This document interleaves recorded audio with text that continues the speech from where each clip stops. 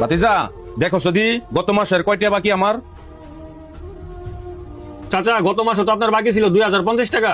ভাতিজা আমি যেন কাজ করি, এই মাসের বেতন আমার দিছে না, সামনের মাসে বেতন পাইয়া তোমার টেটা দিয়া দিমু।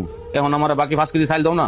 এই মি আপনি শরম করে না? আপনি তো আগের 2050 টাকা ভানা, আপনি এখন আবার করছেন বাকি নিতেন, বাকিটাকে দিতে পারবো না। যাই ভাতিজা গরো চাইল ডাল বাজার সদাই কিচ্ছু নাই, তুমি যদি আমার সদাই গুলা না দাও গরো না খায়া থাকবো। এই মি আপনার ঘরের বাজার সদার দায়িত্ব কি আমি নিছি? গার্মেন্টসে চাকরি করেন, মানবতার খাতিরে বাকি দেই, বেতন পাইয়া মাস শেষে টাকা দিয়ে দিবেন। টাকা না দিয়ে আপনি আবার আসেন বাকির উপরে বাকি নিতেন। আগের সব টাকা পরিশোধ করে তারপরে আসবেন আমার দোকান থেকে বাকি নিতে। এর আগে 1 টাকাও বাকি দিব না, জানেন তো? ভাতিজা তাহলে কি আমার বাকিটা দিতে হয় না? না, এখন আমি বাকিটাকে দিতে পারবো না। আগে আমার বাকি টাকা পরিশোধ করেন তারপরে বাকি দিমু। যত সব পাগল ছাগল, টিয়া দেওয়ার লগে নাম নাই, খালি বাহিনী তো। কাউসার, জি স্যার বলেন। কাউসার, টিউশনি তো 2 মাসের টাকা পাই তোমার কাছ থেকে। তুমি যদি টাকাটা দাও আমার খুব ভালো হইতো। আচ্ছা স্যার, আব্বার কমুনে আব্বাই বেতন ফাইলে 2 মাসে টাকাটাই দিয়ে দিত। ঠিক আছে, মনে করে দিয়ে দিও। আচ্ছা স্যার, আসসালামু আলাইকুম। ওয়ালাইকুম সালাম। আসসালামু আলাইকুম। আলামিন সাহেব আমার ডাকছিলেন? হ্যাঁ ডাকছি আপনাকে।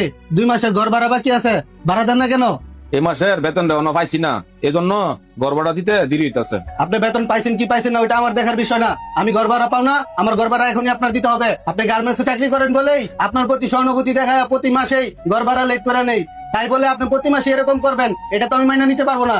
আলামিন সাহেব সামনের মাসে আপনি ঘর ভাড়া টাকাটা পুরো টাকাটা দিয়ে দিমু। ঠিক আছে, সামনের মাসে যদি ঘর ভাড়াটা না দিতে পারেন তাইলে আমি আপনার ঘরে তালা মেরে দিমু, পরে কোনো অজুহাত চলবে না।